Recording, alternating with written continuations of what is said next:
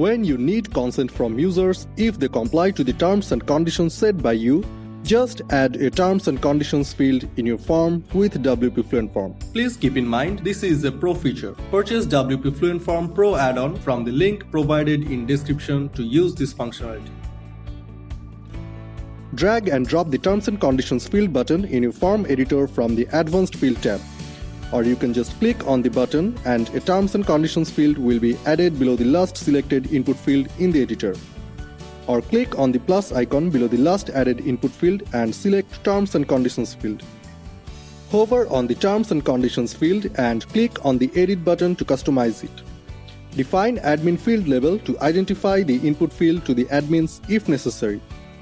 Determine if the input field is required or not. A personalized error message can be set as well.